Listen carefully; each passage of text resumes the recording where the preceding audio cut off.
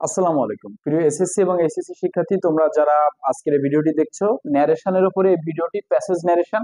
তো তোমাদের প্যাসেজ ন্যারেশনে কিন্তু অনেক সমস্যা হয় যে প্যাসেজ ন্যারেশনে কে কাকে বলছে, কিভাবে বলছে, কোন সেন্টেন্সে বলছে, এগুলো তোমরা ধরতে পারো না।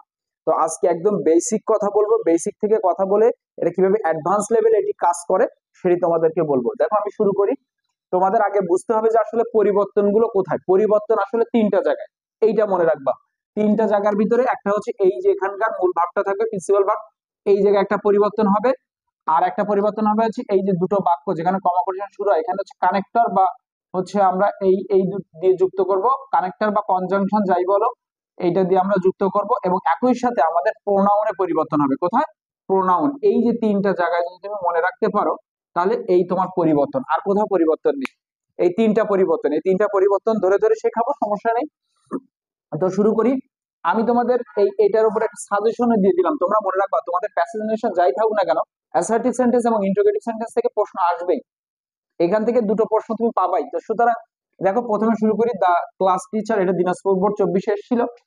প্রথম আছে হচ্ছে কি, the class teacher said to the students, শিক্ষার্থীদের বললেন, শ্রেণী শিক্ষক, do you like to go for study tour, তোমরা কি স্টাডি ট্যুরে যেতে পছন্দ করো বা আগ্রহী, এরকম জানতে চেয়েছেন।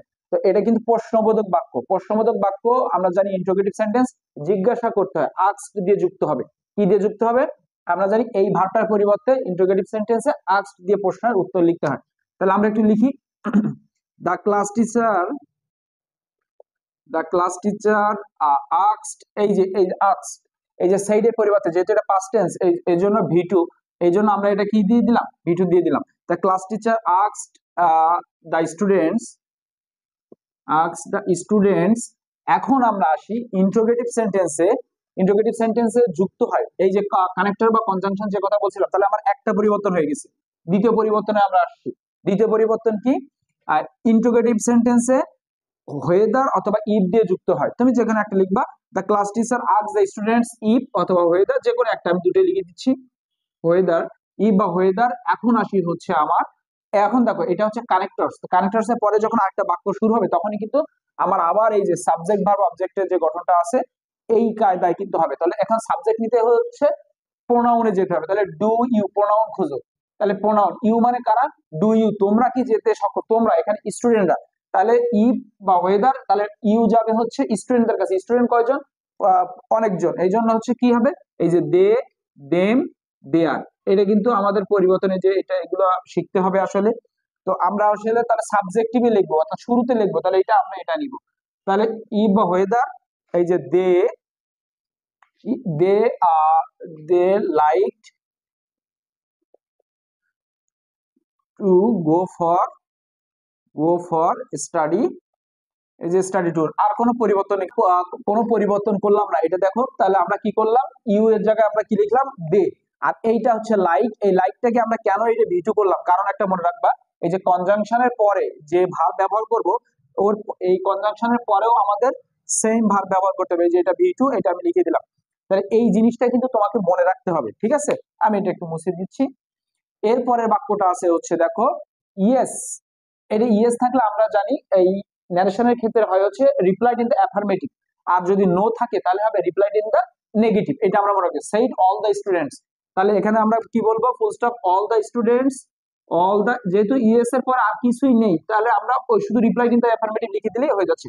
All the students replied in the affirmative, অর্থাৎ পজিটিভ উত্তর দিল, এই তো। এইটা ফুল স্টপ। এখন এই দেখো, এই যে আমরা ভি2 লিখে দিয়েছি। এই যে ভার্বের পাস্ট টেন্স, এটা কিন্তু সিকোয়েন্সটা ঠিক রাখতে হবে, ঠিক আছে?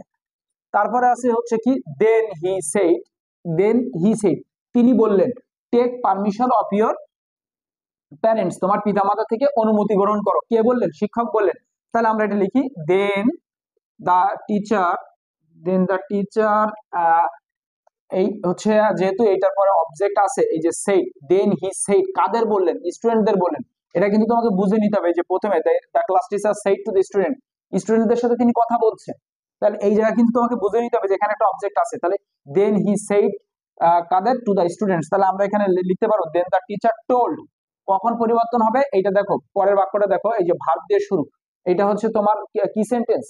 এখানে দেখো, দেন টেক পারমিশন, এটা হচ্ছে যেহেতু তোমাদের এই ভার্ব দিয়ে শুরু, তাহলে এটা হচ্ছে কিন্তু ইম্পারেটিভ সেন্টেন্স, সত্যসূচক। তাহলে আমাকে কি লিখতে হবে, এই যে then the teacher told, imperative sentence told them, কাদের বললেন, টোল্ড এর পর আমরা অবজেক্ট লিখবো দেম, এই যে এই ভার্ব থাকলে আমরা কি লিখে দেবো, এই যে টু টেক, হ্যাঁ to take permission, to take permission, এটা লিখে দিই, পারমিশন অফ ইয়োর প্যারেন্টস। তোমার অফ ইয়োর, এই যে দেখো প্রোনাউন পাওয়া গেছে, অফ কই, অফ ইয়োর, এই যে যেখানেই প্রোনাউন, এই যে যেখানেই প্রোনাউন সেখানে পরিবর্তন, তাহলে পারমিশন অফ, এই যে ইয়োর যাবে কোথায়, your, you you your 3 number আছে, তাহলে কি হবে, দে দেম দেয়ার, এই যে দেয়ার, এইগুলো নিয়ে কিন্তু আমার চ্যানেলে ভিডিও আছে, তোমরা দেখে নিও এটা কিভাবে আসলে এটা লিখতে হয়, পারমিশন অফ দেয়ার প্যারেন্টস, এটা লিখলাম। এরপরের বাক্যটা দেখো, one of the student said let us go to Cox's Bazar,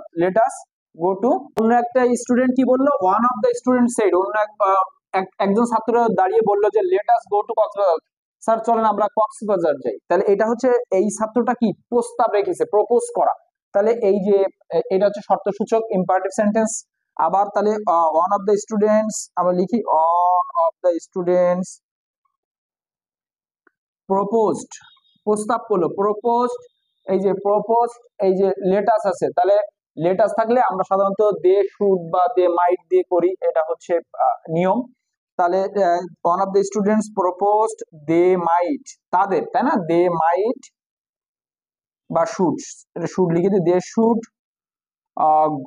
go to Cox's Bazar, ওই যে যা আছে তা লিখে দেবো, শুধু আমার পরিবর্তন কোথায় মনে রাখবো, এই যে পরিবর্তন করলাম, এটা পরিবর্তন করলাম, প্রোনাউনটা পাল্টালাম, আর এই যে কানেক্টর লিখলাম, আর শুড কেন, এই যে লেটাস, এটা যদি তোমার হচ্ছে অর্থে মানে অনুভূতি সাপেক্ষে বা এরকম প্রস্তাবনা থাকে, তাহলে সেই ক্ষেত্রে তোমার শুড বসে। সবশেষের বাক্যটা দেখো, the principal said, principal sir বললেন কি, may your journey be safe and sound, তোমাদের এই ভ্রমণটা নিরাপদ এবং হচ্ছে মানে নিরাপদ এবং হচ্ছে আনন্দদায়ক হোক, হ্যাঁ নিরাপদ মানে নিরাপত্তার মধ্যে দিয়ে যাক, এরকম তিনি এরকম একটা কি করলেন, মানে প্রার্থনা করলেন বা উইশ করলেন।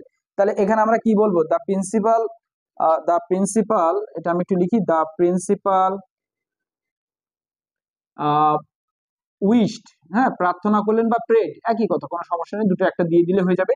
প্রে, উইশ বা প্রেড দ্যাট, এই জাতীয় বাক্য যুক্ত হয় কি দিয়ে, দ্যাট দিয়ে, তাহলে এই আমরা লিখে দিলাম, দ্য প্রিন্সিপাল উইশ বা prayed that their journey, your কি হয়ে যাবে, ইয়োর, এবং প্রোনাউনে পরিবর্তন করবে, এই পরিবর্তনটা তোমাকে আগে বুঝতে হবে, কোথায় কোথায় পরিবর্তন, পরিবর্তনটা বুঝলে তোমার এই জাতীয় অল্প কিছু তথ্য তোমার ব্রেনে নিলে তুমি কিছু না কিছু পারবাই, তোমরা যারা একেবারে দুর্বল রয়েছে তোমরা অল্প কিছু হলেও পারবা, একটু প্র্যাকটিস করো। দেখো এই যে জাতীয় বাক্য আমি তোমাকে বললাম ইন্টারোগেটিভ সেন্টেন্স, তারপর হচ্ছে ইম্পারেটিভ অপারেটিভ থেকে, এই যেরকম এটা হচ্ছে তোমার অপারেটিভ সেন্টেন্স ছিল, যে এটা, হ্যাঁ যে প্রিন্সিপাল স্যার উইশ করলেন বা প্রার্থনা করলেন, বাক্যের ধরন অনুযায়ী কিন্তু এগুলো করতে হয়, ঠিক আছে, বাক্যের ধরন যেটা বলে যে প্রার্থনা করলো কি তিনি, উইশ করলেন ইচ্ছা প্রকাশ করলেন, আমরা যে কোনো একটা দিয়ে দেবো, যে আর অবশ্যই এই এই ক্ষেত্রে যখন হবে তখন হচ্ছে এই যে পাস্ট, এই মেয়েগুলো, এই যেহেতু এই ভাষায় পাস্ট টেন্স, এর জন্য এটা পরিবর্তন আমরা করব, এগুলো আস্তে আস্তে হয়ে যাবে, আরো কিছু ভিডিও আছে তোমরা দেখে নিও ইনশাল্লাহ।